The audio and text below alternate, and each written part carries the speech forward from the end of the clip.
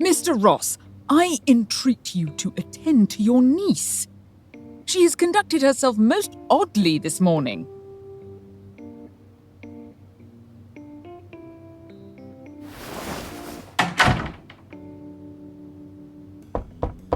Why are you suddenly in such a bad temper? Your fiancé's carriage will be arriving shortly. He has travelled all the way from the capital. Will you not grant him, at the very least, a brief audience? You are being most unreasonable.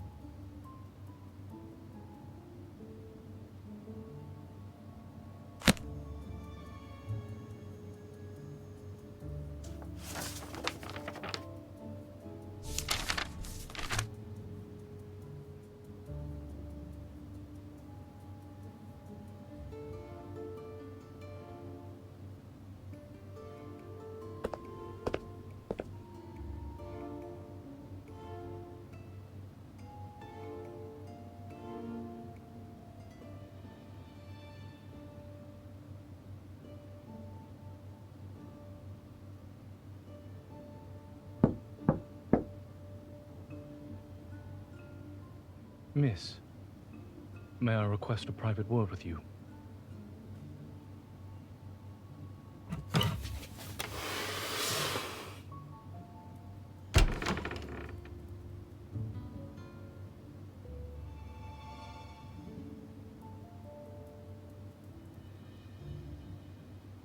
Miss, I must forego the liberty of kissing your hand, for it would be improper given our current circumstance.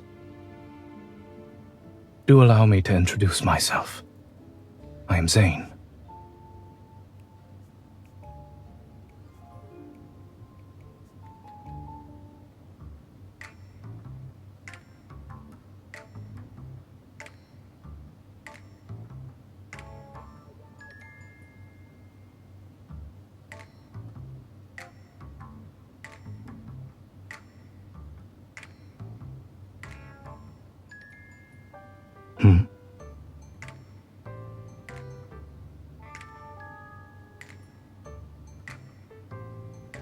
Miss, we share the same desire. I am here to annul our engagement. You need not affect displays of disorderly conduct in hopes of giving me a negative impression.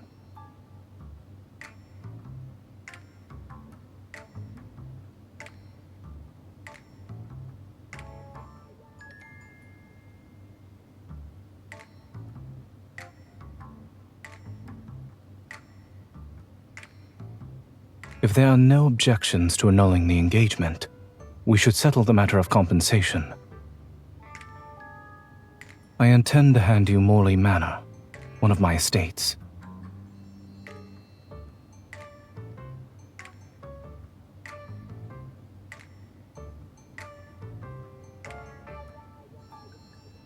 Morley Manor belonged to your grandfather prior to being sold. One could say I am merely returning it to its rightful owner. You will thus be spared the inconvenience of residing in a small, dreary abode together with distant relatives.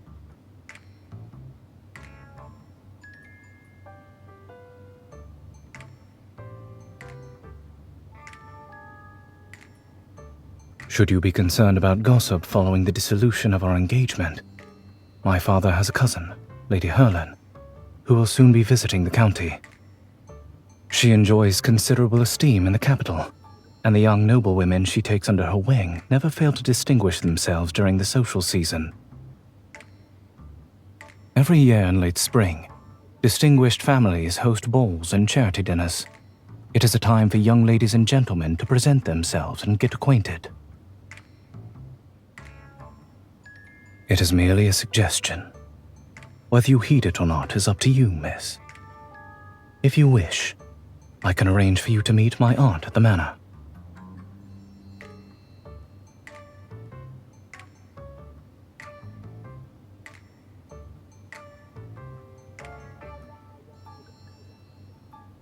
After our engagement has been annulled, it would be improper of us to meet as frequently. I have some matters to attend to in the capital. Once everything is settled, I doubt not that we shall meet again.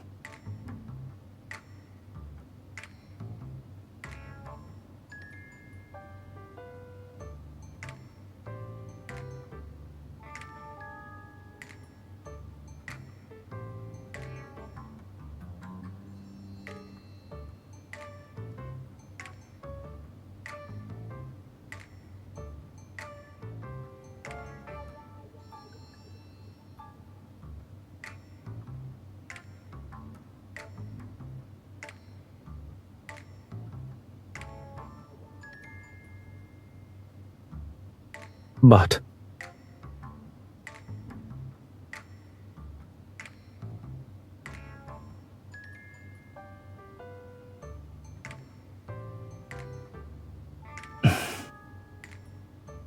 very well. A carriage for Morley Manor shall be waiting for you in 3 days' time. I trust our discussion will bring about a satisfactory resolution for the two of us.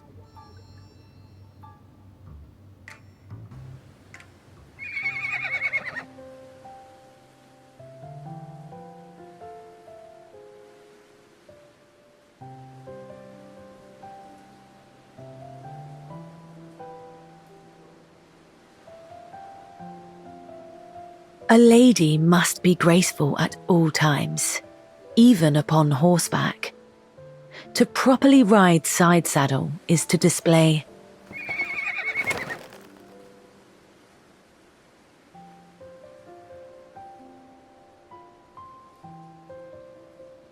How curious. You are the second person to advise me so. The first was Zayne. Indeed. You should talk to each other some more over the coming days. You might find you have much in common. He returned just the day before yesterday. Though he may not be found too often at the manor, you are bound to see him sooner or later.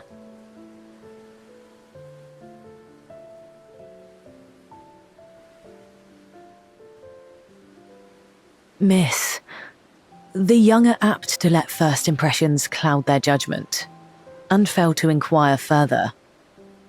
For my part, I believe you will see each other differently after spending some more time together. And I have always noticed how the hand that first grabs the reins determines the course. Speaking of which, yesterday I heard the butler complain that Zayne's boots are perpetually muddied. I suspect he's been frequenting the neighbouring farm.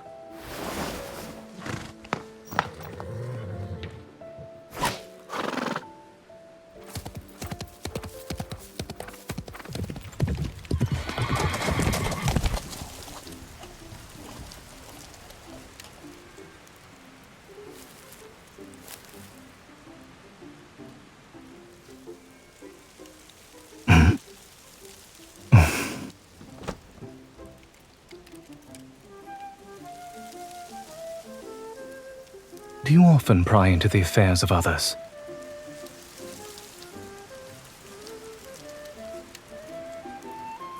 I am obliged to you for the offer, yet I fear your pony would not bear us both.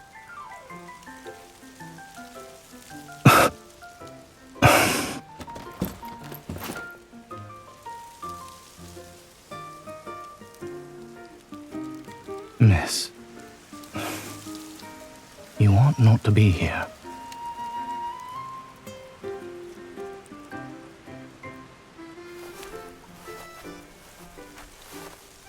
Your curiosity regarding me knows no bounds.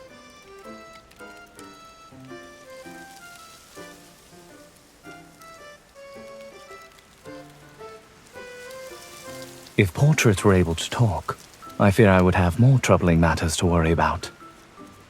This farm forms part of my property in Keratin County. I have neither the time nor the inclination to manage someone else's estate.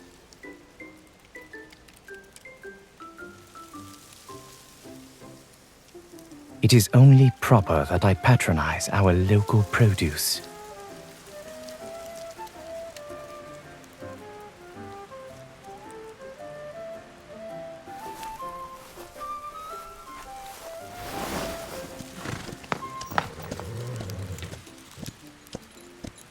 I do not generally contend on foot with one mounted on horseback.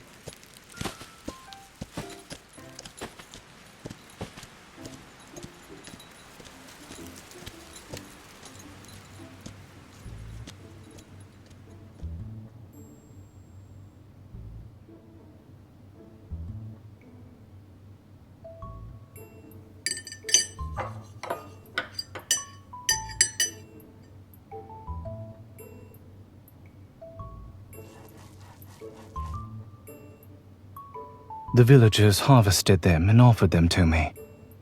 To refuse would have been uncivil. If this does not suit your taste, we may dine apart.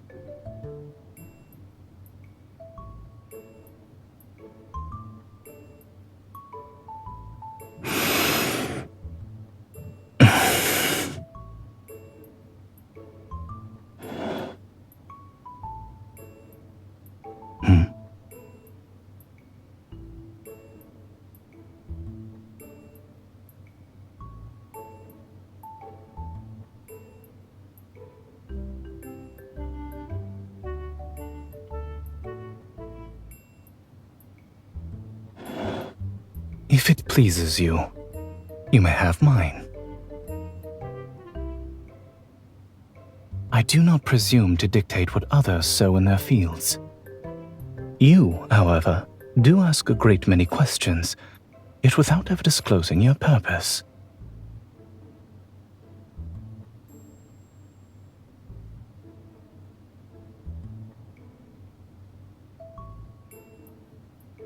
So I am merely your novel pastime.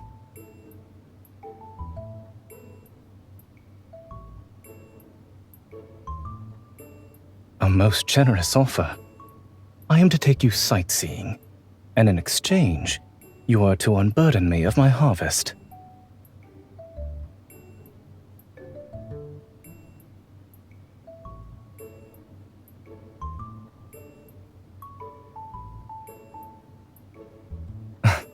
You offered to give a helping hand, did you not?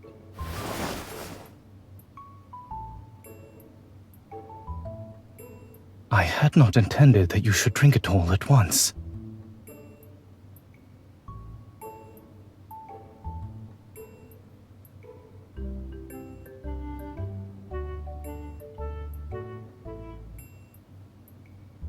Very well. I accept your offer.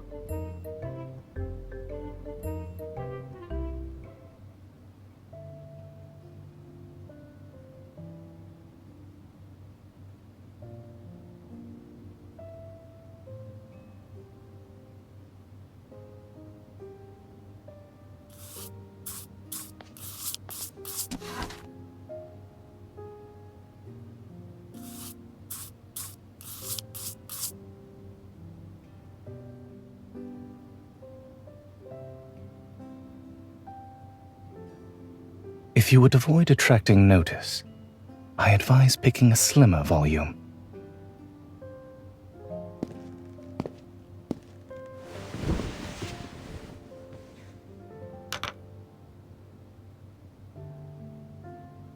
Should curiosity prompt you, you may try it on. Pray excuse me.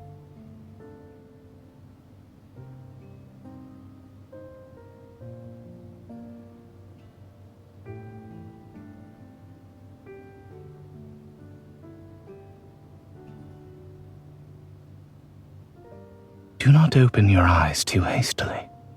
Otherwise, this is what will happen.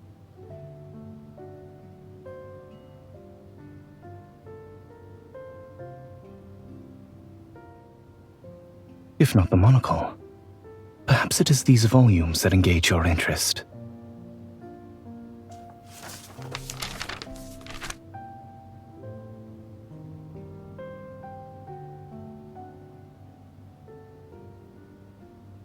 You are most ambitious to begin the study of an ancient script with a medical treatise.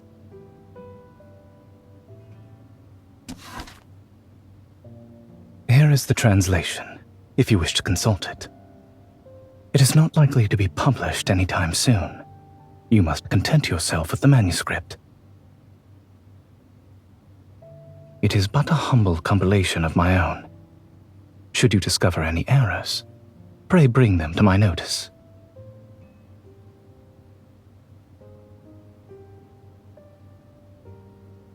If that is all, I shall now continue my work.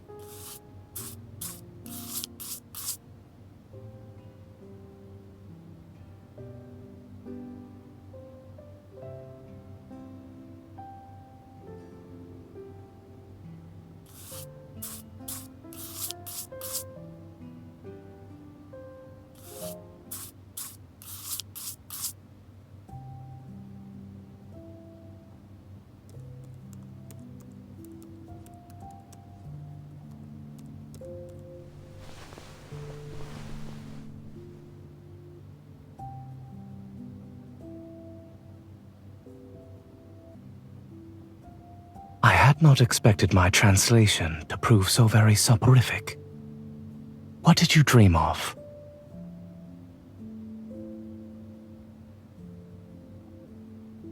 Indeed.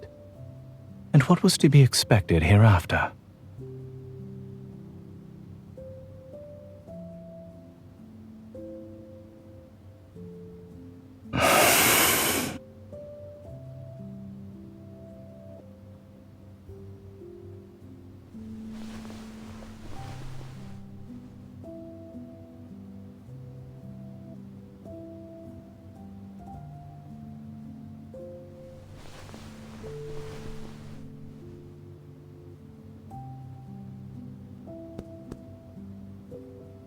You say you knew what was to come. Why, then, did you remain still?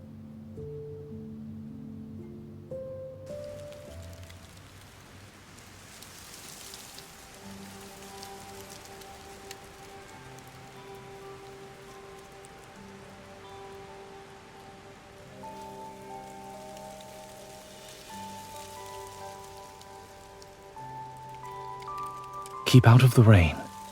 Should you develop a fever, infuse this powder of willow bark in water and drink it. Mr. Zayne, we have little with which to repay your kindness. Pray accept these sweet cakes.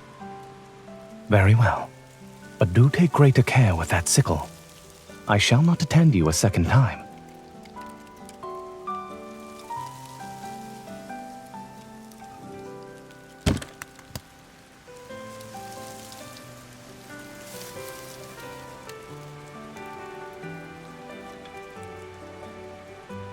You may say so. The subjects of my research happen to be remarkably talkative. You have. Whence arises this sudden interest?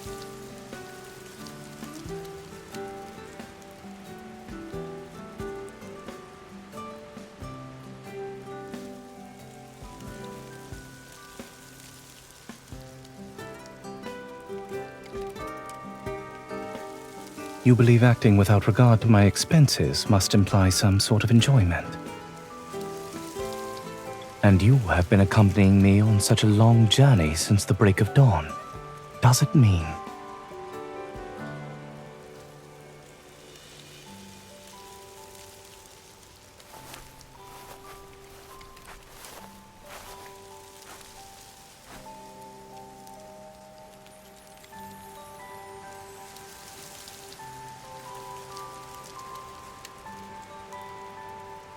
More or less so, yes.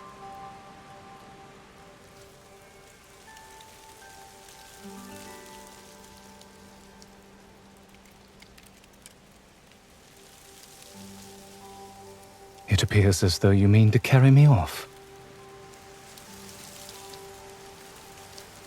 That is quite a high recommendation. I should very much like to make his acquaintance.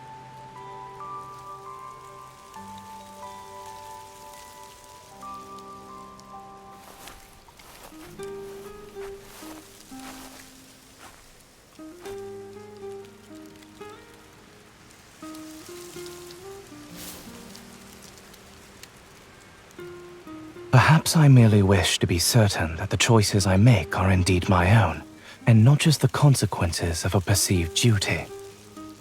Whether it be in tending the sick, in translating old volumes, or even in the matter of our engagement at first.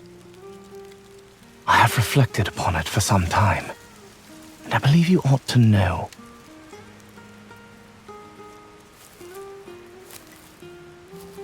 I will speak plainly. I now see you in a different light. Yet, I do not regret annulling our engagement. You are clever, witty, and exceedingly fair. Such qualities as these might win a heart with uncommon expedition. You possess a vision and a path manifestly different from those who see marriage as the main purpose of this earthly life. It is meet that you choose the right person for yourself, rather than letting another determine what is best for you.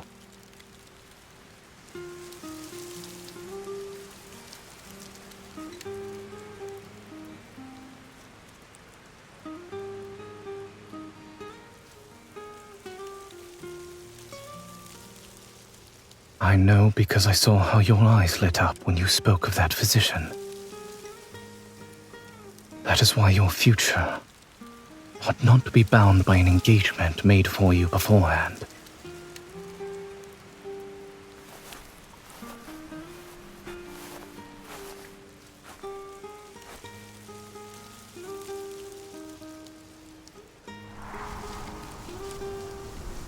I cannot answer that with certainty, miss. Yet I do attempt to use my discernment.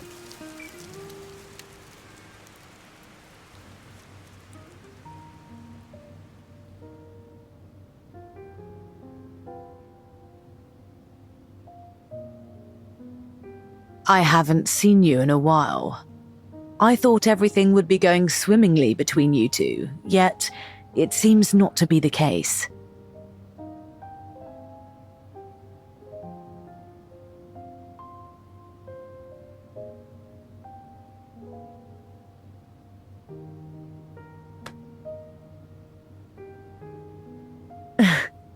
Pray leave this matter to me, miss. The social season is drawing near in the capital. If you are to make your debut at the ball, you must have a partner with whom to practice.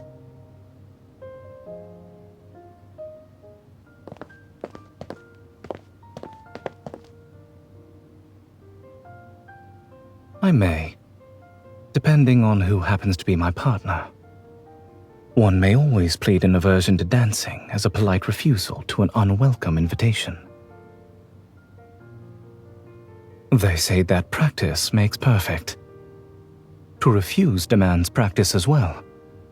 Come, try declining my invitation to dance. If you do not practice beforehand, then at the ball. Lady Harlan informed me that you are looking forward to the ball that will be held in the capital, and that you've been preparing rather earnestly.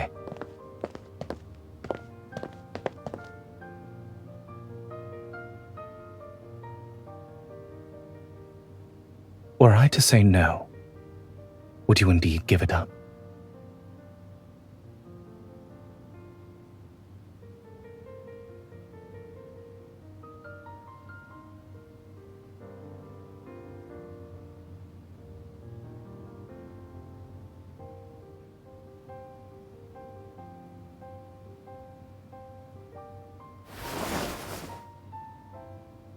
Is that all you seek in a lifetime companion?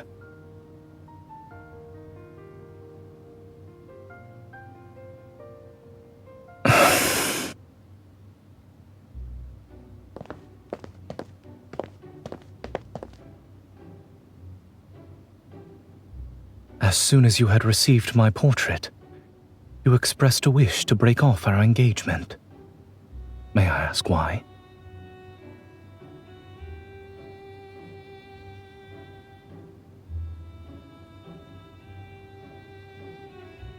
Did you find my appearance disagreeable?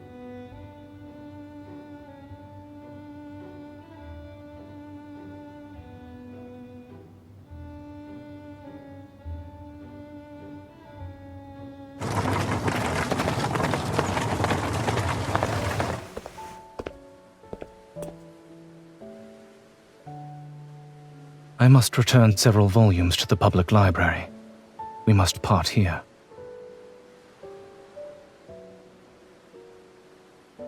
Then he must secure a carriage of his own.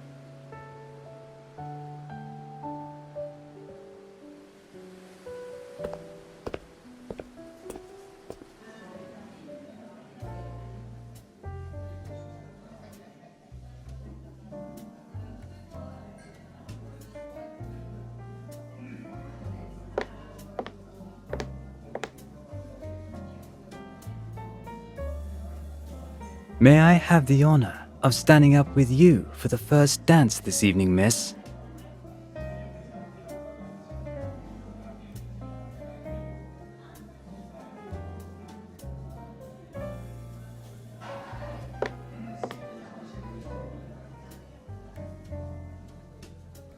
Were another gentleman to ask you, would your answer be any different? A matter of greater consequence detained me. Miss, this evening is more than a mere occasion for merriment. It marks your entrance into high society. A polite smile or a courteous nod may be misconstrued as eagerness to accept a gentleman's advances. I'm not doubting the acuity of your discernment. However, accepting a stranger's hand during the ball is often enough to kindle idle tongues. I suspect even Lady Herlin neglected to caution you on this point.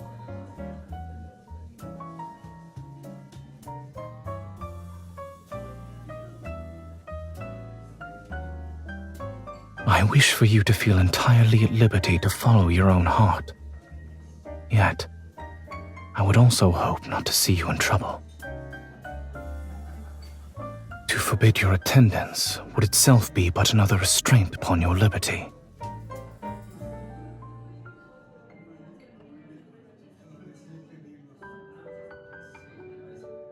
Well then, have you another gentleman in view for the next dance?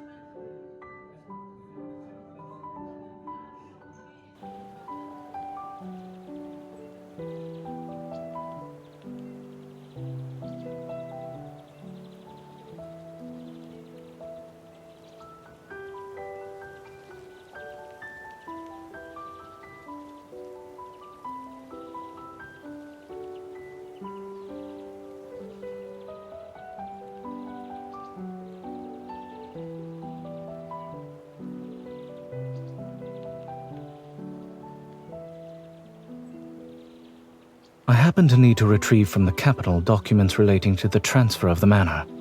This should take about 4 or 5 days. It will be but a brief separation. Morley Manor will remain in its usual place. We'll be having afternoon tea at this table again before long.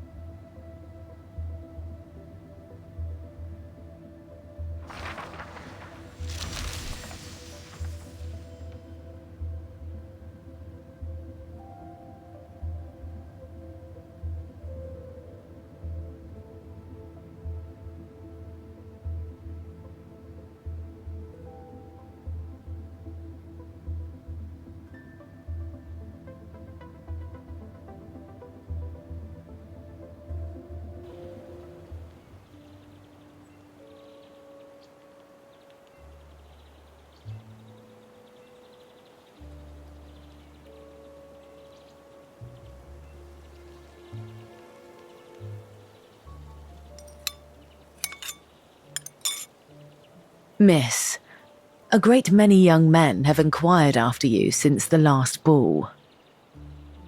But none compare with Zayne. Is that right? After the engagement was annulled, he was worried you might be treated unfairly upon entering high society, so he pulled quite a few strings to smooth things over for you. I had not planned to vacation in Carrollton County.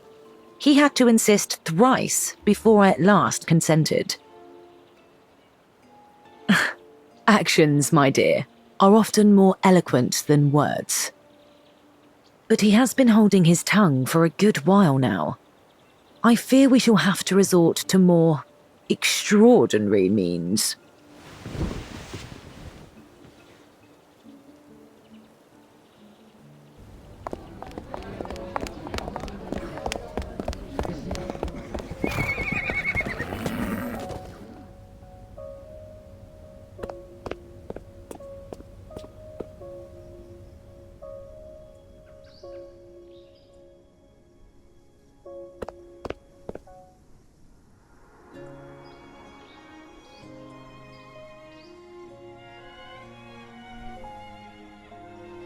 Good morning, miss. Mostly nice. The sky was occasionally overcast. Yes, there were no issues at all.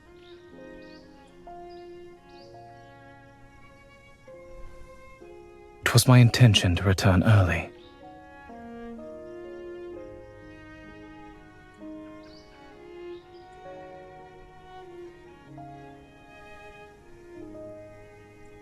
That is because you have always managed to discern the rest for yourself. If that is the case, I shall endeavor to be a tad more loquacious moving forward.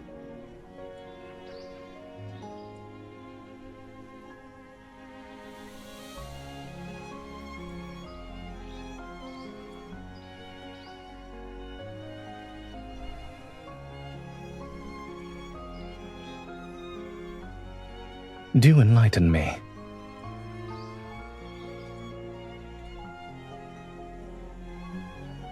Oh?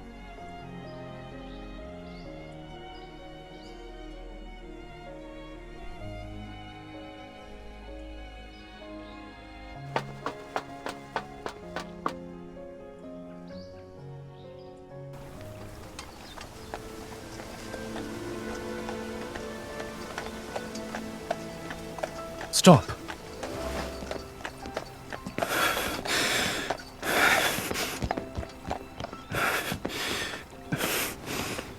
Miss, I believe we must clear up some matters between us.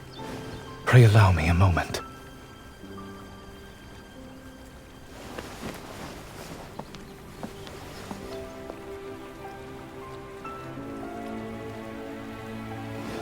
I beg your pardon. I have been too hasty.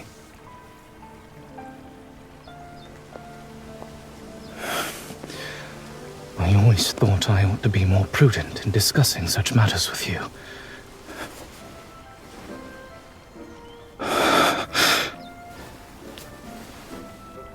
I...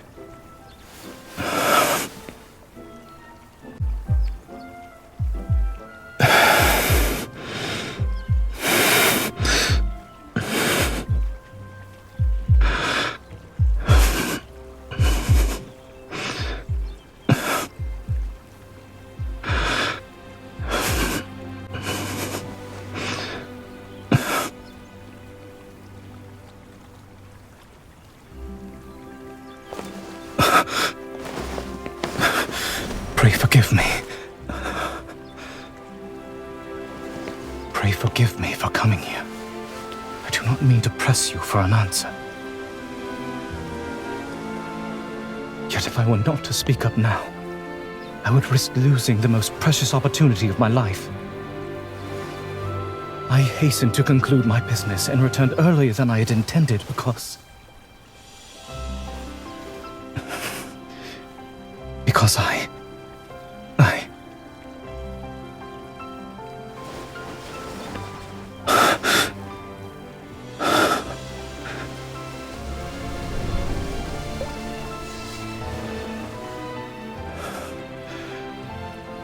wish to renew our engagement.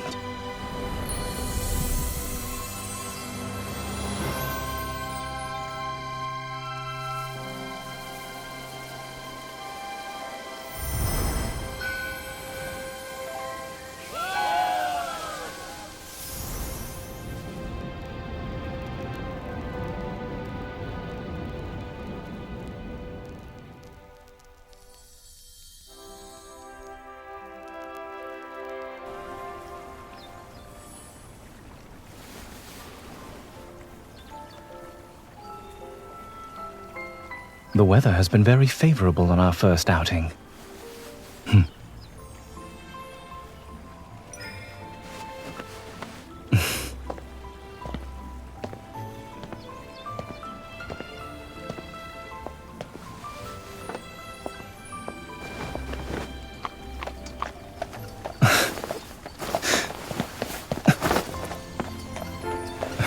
I would rather sit beside you today.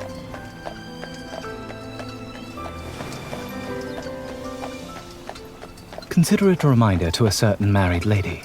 A hasty departure hardly accords with good manners. Will you not turn away from me this time?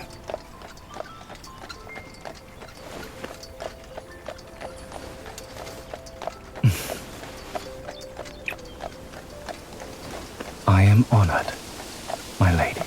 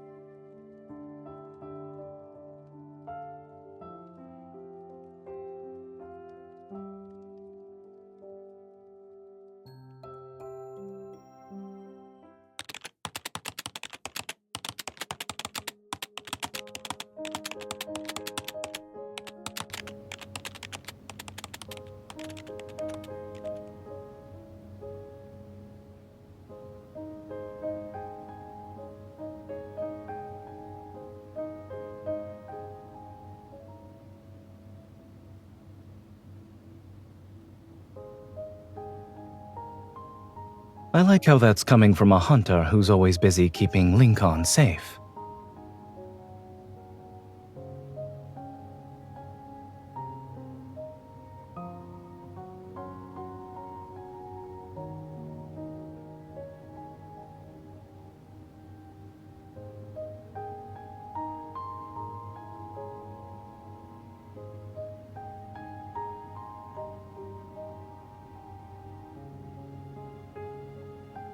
I can only read a little so far. That's why I'm merely a medical consultant, not a translator.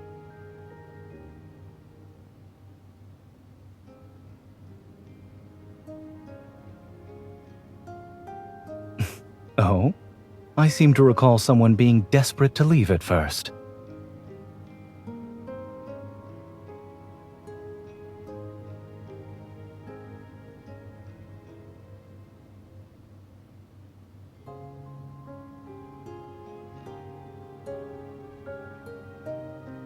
It was the opposite, actually.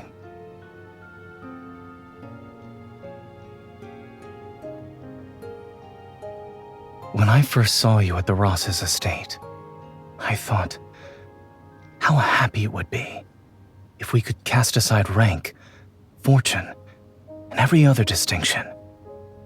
And if this young lady might choose me entirely of her own accord.